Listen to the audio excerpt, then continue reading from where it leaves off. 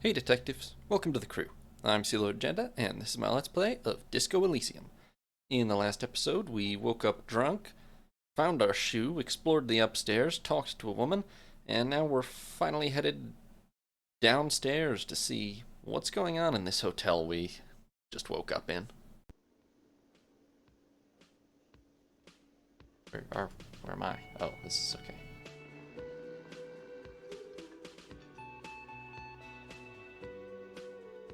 Not even the only one still unconscious in the place. That's probably a good sign. Summer door closed for the winter. This is where the lyrics would be. Big old karaoke mic, just waiting for someone to sing into it. Barman, let's maybe not start drinking again. The speaker is connected to the radio. The music is seasoned with static. You should totally sing karaoke here. The first chance you get. Your emotions need to be expressed. People need to know your vast, oceanic soul. My soul is immense. Utterly. And it needs to be heard. Through a PA system. By other people. This goes well with my theory that I'm a down-on-my-luck superstar. Who is mistakenly identified as a cop for his prominent jawline? Yes, sounds likely. You should probably go on stage and pose for a moment when you're done with this thought. See if it works. What should I sing when it comes to it? You should sing the sad small church song from that tape you found. Thought it was obvious. What if I sang something happy, like from those ostentatious orchestrations folks? No. Don't sing the happy song. It's stupid. Sing the sad song. It's profound. Thanks, Brain. You would need another copy of the tape first, though. The one upstairs is destroyed. Okay. So my new objective is to find a tragic tape, play it on a boombox, and sing karaoke in front of as many people as possible. Gotcha.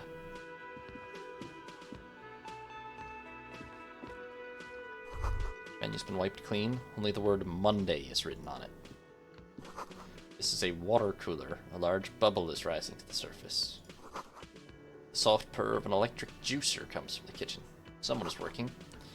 A woman's hand wrote yesterday's menu. Today's starts in a man's handwriting. Nosafed. I could use that, to be honest.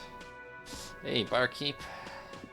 Got any drinks? In his late 20s stands behind the counter, inspecting a stuffed seabird. Oh, he sure is. As you approach, he gives you a sideways glance, then looks down again. Everything is cool between you and this guy. He's a big fan. Make some small talk. Failed an easy empathy check, so that doesn't seem great. We look at the bird. A competent work of taxidermy. The white and brown seabird lies among piles of coasters and drying mugs. One of its wings broken. The man is trying to mend it. Looks like the bird was ripped off the shield that was used to mount it, most likely on a wall. I broke this guy's bird, didn't I? This is the great skua.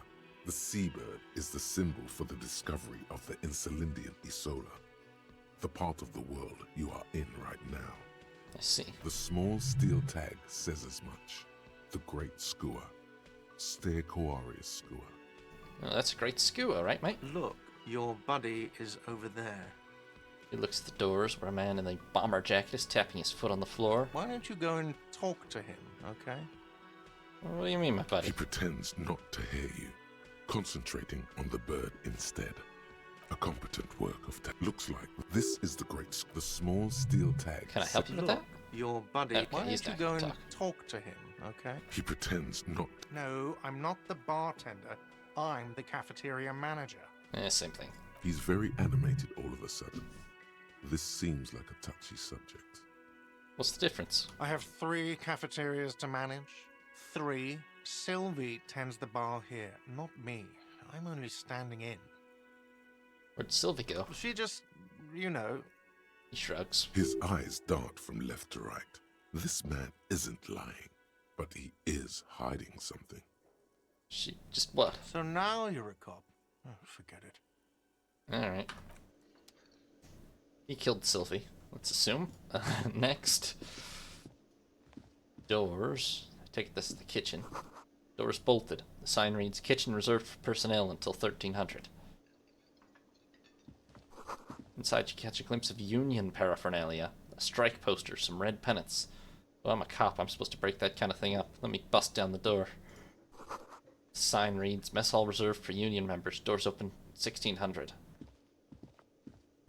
This royal pinball machine is unplugged. That is a tragedy. I assume that's my friend there. We're running now. Oh my. Didn't know this dude was capable of running.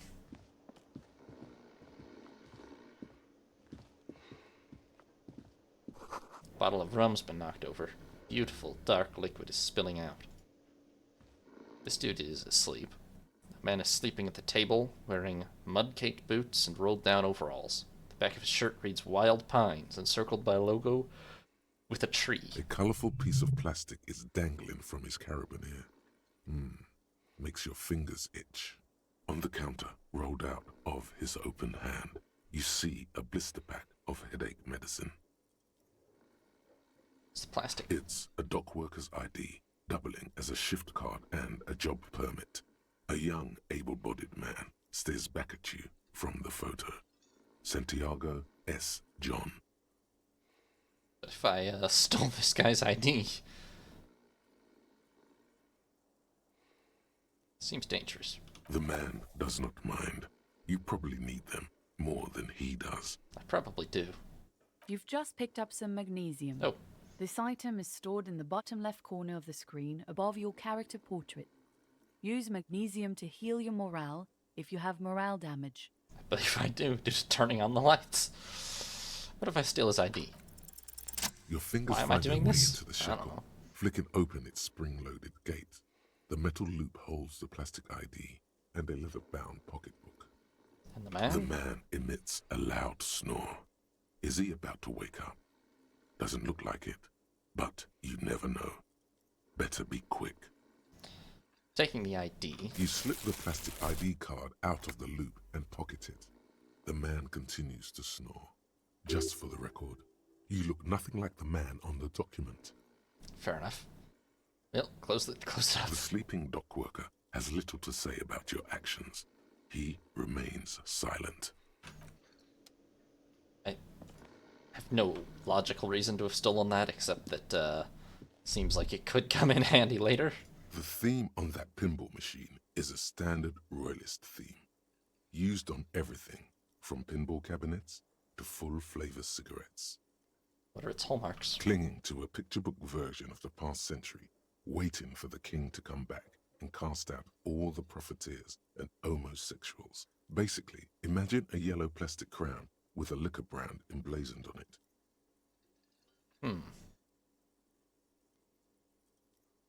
King and a century gone, huh? The sentiment is called anti-centennial nostalgia, pining for a time before the turn of the century. It's common even now, after 50 years. Let's see. Let's talk to the wheelchair lady. Hello, sweetie. The cryptozoologist's wife. You shouldn't keep your colleague waiting. She nods toward the man in the orange bomber jacket.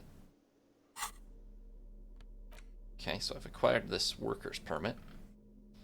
I don't look anything like the man, but I'm gonna bluff with it anyway. Alright, hello, who are you, A colleague? bespectacled man in an orange bomber jacket is tapping his foot on the floor. Looks like he's waiting for someone. You. Kim Kitsuragi. As you approach, he narrows his eyes and extends his hand in greeting. On the sleeve of his bomber jacket, as well as on its back, are the same enigmatic white rectangles as on your blazer. I'll shake his hand. Hello, I'm Kim Kitsuragi, Lieutenant, Precinct 57. You must be from the 41st. Okay, so we haven't met before. Noted. So he only kind of knows that I'm a fuck up. You realize he's waiting for your name. I don't actually know my name, Kim. Okay then. He processes the information, then disregards it. It looks like we had a little scheduling error on Sunday. Saturday too, actually. Oh god. Have you had time to talk to the manager here? I've stood this man up for 2 days. and I don't know my name. So that's a great impression. What he means is, he has been trying to meet up with you for 2 days, but you have been otherwise occupied. You mean him? The cafeteria manager? Yeah, I talked to him. If you don't mind, we should talk to him again. Ask him for a rundown of the area. Now that I'm here as well. I understand the scene is out back, right? It also wouldn't hurt to assure him the police are finally here. In full force, I mean. Have you mapped out the initial interviews? What interviews? At the 57th, we like to prepare an initial list of persons of interest, and then just skim the surface. Prepare the field, get to know the players. You don't do that? Maybe it's not an inter-district practice. Yes, the police. I am a policeman, probably, yes. Right. And the interviews? He taps his foot, more out of habit than impatience. No, haven't done that Okay. yet. We'll have time for that after we take a look at the coroner's case. Sure. Have you removed the dead body from the tree? Dead body? Mm-hmm. No. So, the body is still in the tree, Maybe. where it has been hanging for 7 days. We should go there Yes. as soon as we are done talking to the owner. I don't remember a whole lot, buddy. I can see you drank last night and the night before, and that you are still drunk now. But I Oh, have a seen little bit. officers go through worse. Much worse. Really? If you need something for your headache, there is a general store nearby. But as I said, the dead body should be our #1 concern. How are you even sure I'm from the police? I was sent here to meet a detective from Precinct 41.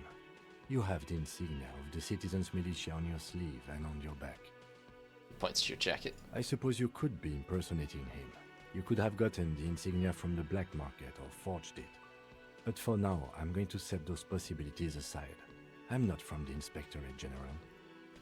If this is the insignia, it doesn't look very hard to forge. Inspectorate General means internal affairs. What he's saying is, he's not from the Rat Squad and isn't supposed to suspect such things.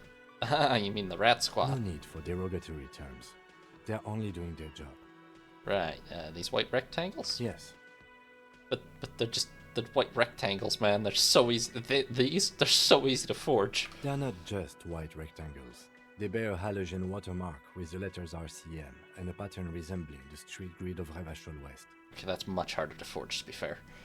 I would ask you to step into the headlights of my motor carriage, but again, it's none of my concern. I just need you to do your job. Okay, alright. Shouldn't I have a badge or something? You mean you don't have a badge? Wasn't on me when I woke up. Losing your identification card is a serious matter. My vehicle has a shortwave. Right. You can use it to report your badge missing. I would advise you to locate it as quickly as possible. But getting the body down should still take precedence. Okay, let's roll. After you, officer. Really? We're gonna go Lieutenant after me Kitsuragi still? is now in your party. Oh, You can talk to him whenever by interacting with him. Lieutenant Kitsuragi, glad to have you here. So my tasks now, sing karaoke, priority #1, obviously. Be nice to get a copy of the city map, huh? Report my badge missing. Well, maybe we just keep that on the down low and hope to find it somewhere. Ask the cafeteria manager about the murder. And find the body hanging in the backyard. So we are investigating a murder. Gotcha. Let's talk to her, too. You have anything Hello, to say now? sweetie. The elderly woman turns to you with a smile. Wait, who's Sweetie? Who's... Sweetie? Why, you are, officer. Hmm. Maybe I am. And have you found anyone to be sweet to? I had once, wink twice, but then I lost her. What was with that fucking... Exactly. Do nothing. The neurological damage is probably permanent. I see you are still grieving. Well, I won't pry. She smiles gently, paying no heed to the inexplicable winking. You must forgive me. I'm getting so scatterbrained. I completely forgot to introduce myself. She slaps herself on the forehead. I'm Lena. My husband Morel and I are staying with our friend Gary just down the street, but I come here for tea when they're away. Her eyes glitter over the rims of her glasses as she looks up, smiling. This Lena is wacky enough for the motley crew. Hire her on the spot. I don't know if you've noticed, but I don't know where I am or what I'm doing or pretty much anything. Yes, officer. You look rather dazed. Like a stunned fox. But surely things can't be that bad. Her eyes follow your movements with some concern. Well, it seems I've drunk so hard that I've forgotten my entire life, so... Oh my. You know where we are, right? Well, it was on my keys, so yeah. That's right. And where is the Whirling in Rags cafeteria itself located? In... Revachol? Yes, indeed. We are in the fine city of Revachol. Which is the disgraced capital of the world? Yes, great. See? We're getting somewhere. What else you know about our city of splendor? Tattered as she may be. See, that's about it. What kind of place is this? How would I even begin to tell you? Revachol is the most beautiful city in the world. We're fortunate to be here, you and I. Is that still true post, failed revolution? I haven't seen very many other cities personally, but everyone says so. Revachol is a rare jewel. This city used to rule the world, though it has seen better days. There's a pause as she studies your expression. You must look quite lost. Speaking of history, you know what year it is, yes? It's 51? That's right, dear. How splendid. Here, take this pen. Knowledge should always be rewarded. Thanks, Lena. Her relief is palpable. She was getting pretty worried about you there, but now she relaxes her shoulders. I can Well, I tell still that don't know this my is own taxing name, for you, so... I'll just ask one more question. What regime are we living under? What mode of government? Some kind of democracy, maybe? Well, I'd like to think it's the dictatorship of the proletariat, but something tells me it's not. No, clearly our leaders are fierce warriors who traverse the plains on steeds, and civilization cowers before us. We're going back. None of these are possibly the correct answer. Maybe this, but I don't know about that. We're governed by intelligent machines that perform calculations to determine the freest market. Everyone hustles and grinds like a badass visionary.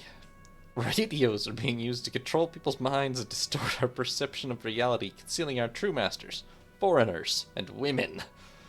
We're living under the cop regime. I think our leaders are fierce warriors who traverse the plains on steeds, and civilization cowers before us. Oh, no. Nothing like that, dear. Aww. Revachol is a zone of control, led by an alliance of foreign powers called the Coalition. We have almost no government of our own, and certainly not one who's horseback. Damn. How am I a cop, then? Oh, dear. This is troubling. You really ought to know that, being one yourself. There Yeah, aren't we any should. cops in Revachol, not in the traditional sense. The status of law enforcement has been a complicated matter since the revolution. But we should stop for today, sweetie. You look like you need a break. Besides, I'm not the best person to explain the big things to anyone. Well, somebody's got to explain it, because I don't know what the hell's going on. She's scared now. She's realized you really are brain damaged. Yeah. What's this revolution? A defeat, I'm afraid. The people of this archipelago tried to build something new, something different. The rest of the world didn't like it, so they came and ended it. This was 42 years ago. What's that have to do with there not being any cops? It has something to do with everything. I really don't know how to explain it better. So how did I do? You didn't do too well, dear. You really only knew what year it is. It does look like you're having trouble remembering things. History and places. Reality, in a word. It's very odd.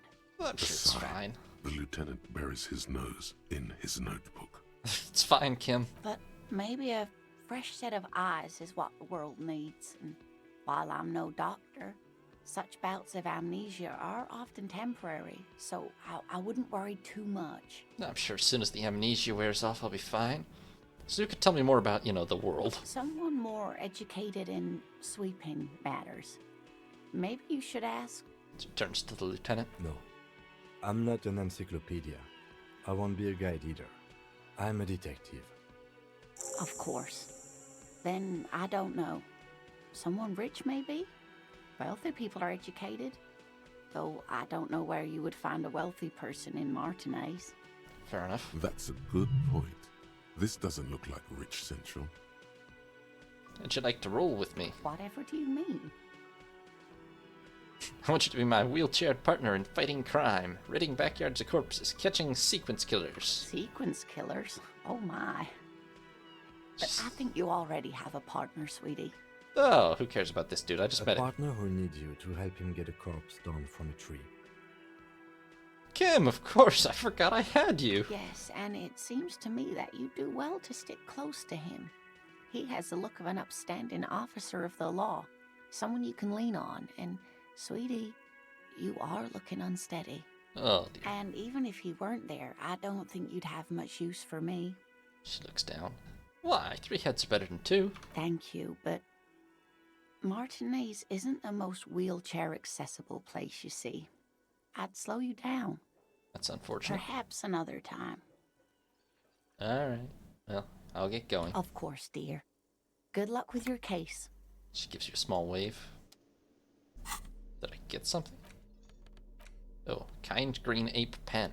A pen with a green ape head on one end. The ape has closed its eyes, a kind expression adorning its face. It seems to be meditating. Also, I need to find someone to tell me about, reality. Quote. Alright, let's go talk to this guy again. Maybe he'll talk to me now. The man with the unimpressive beard notices you approaching. He drops the ledger he was holding and turns to the lieutenant. Mr. Gart, right? The lieutenant You glances. run this place. Yes. He responds tersely. I am Kim Kitsuragi from Precinct 57. This is an inter-district investigation, so joining me from Precinct 41... He looks to you, realizing he still doesn't know your name. I'm in between names at the moment. Fantastic. Well, let's just let Kim do the talking. Right. Now, I know it took us a while to arrive at the scene. It also took you a while to call us and report the dead body. It was you who placed the call, yes? No, I only just got here. It was probably Sylvie who called you. She usually works the bar here. I'm only temporarily taking over her duties. Do you have her number? As a matter of fact, I do. He looks behind a pile of coasters, finds a slip of paper, and hands it to the lieutenant.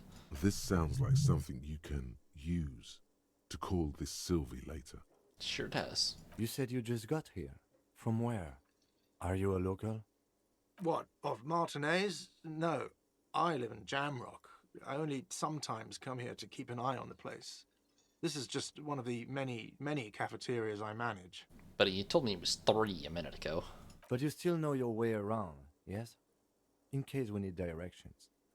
Yes, I know where some things are, but as I said, I don't live here. I just used to work here. And I'm not going to start working here again, if that's what you think. I didn't imply that. Detective. He probably means this is where you step in and ask your questions. Right. Questions. I got His this. face expresses profound doubt in your having this. Shut up, Gart. Ask him about the body's location before asking if he killed him. People give up information in the more innocuous questions, which you can later use in the more sinister ones, not vice versa. Gotcha. Makes sense, yeah. Where's the body? Behind this building, there's a courtyard. They hoisted him up on a tree there. How do we get there, then? That's easy. See that door there? First you exit through that. Then, to your right, you should see a big hole in the fence. A really big one. You can get to the courtyard through there. No need for the keys. The hole is big enough for the Franco-Nigerian cavalry to fit through. Noted. This man means the heavy cavalry of the innocents Franco Negro, sweeping over the plains and nations of the enemies of mankind. 5th century style. Unified currency and the concept of cool came in their wake. They wore lamella and carried guns. But first and foremost, Franco-Nigerian heavy cavalry was really, really wide. That hole in the fence must be enormous. Noted. Any idea who killed him? I don't know who killed him. I'm not the police. That's your job. All right, you killed him. Got it. This is it. He said they hoisted him up on a tree.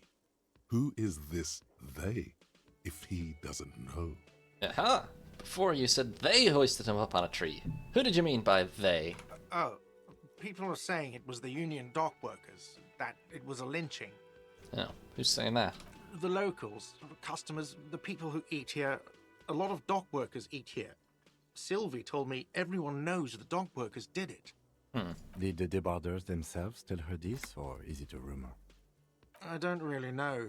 You'll have to ask her. Why would the dock workers do it? I would suppose it's because they have nothing better to do. That seems a little unlikely. You mean the strike? Oh, I see. Yes, the strike. The man they hanged was a security guard for the harbour company, I hear. A mercenary. The unionistas probably thought they'd send a message. Oh, so it was a justified murder. Well, I think we're done here. Oh, also, did you kill him? What are you, crazy? Of course I didn't kill him. Oh, fine, fine. The lieutenant turns the page in the little notebook he's been scribbling in.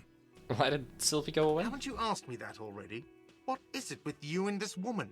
She has nothing to do with this. No. Before I asked you where, now I'm asking why. Okay, you got me. She went away because of the dead body out back. And because I asked for her number. That's why Sylvie went away. I hope you appreciate that.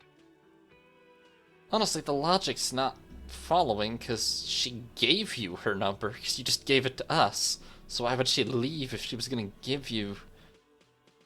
Unless you, like, bullied her into it as her boss and then ran away. She ran away. Thank you. The lieutenant says. He opens his little notebook at the cover. The number is safely tucked away in a small pocket. Did that not go well, Kim? I asked an employee out. She didn't want to come, but felt obliged to. Ah, okay, so it was a that. bad idea. Now, what is so goddamn fascinating about that for you? It's got nothing to do with the lynching. Well, I'm just a feminist, Gart. No. I guess I just like to be thorough. Good for you. Was there something else? I'd like to get back to what I was doing. Nope, that's it. Let's go. Not so fast. You owe me 130 real. What the hell's a real? Oh, excuse me. You owe me 130 real. Pronounces the R with a mock aristocratic accent. The IIR, or Inter-Isolary Real, is the global reserve currency. Whatever part of the world you're in right now, it's safe to assume he means you owe him some money. By real, do you mean some form of street cred? No, you don't owe me street cred. You owe me money. You owe this establishment 130 real. You're under arrest. Sorry, buddy. No. What exactly is money? What are you, a philosopher? Well, since I woke up, I'm having some trouble remembering even the most basic concepts of reality, so... Money is what grown-up people use to pay for things. Things like this hostel room, or 8 bottles of potent blend, and 9 packs of Royal Extra. 8 bottles and You use 9 it for packs, huh? anything, really. Interesting. Where do I get it from? Are you serious? From your work? I don't know. You can take bribes, I guess. I'm sorry. I don't think cops can take bribes. No, he thinks cops take bribes. Cops probably do take bribes. A lot. This lieutenant maybe doesn't. Some do take recompense, but only to survive. Oh, alright, Kim. Why do I need it? For survival, to pay me. Unless you want to become a hobo. Do you want to become a hobo? There's nowhere else to stay in Martinez, and it's a cold spring outside. Money doesn't make you happy, but it lets you be unhappy for a while longer. Fair enough. If you run out of money, you die. It's like that for all of us. Me too. That's why I need you to pay me. I'm not an asshole. Well, I do sound like I owe him quite a bit of money, and is this money? Yes, it is.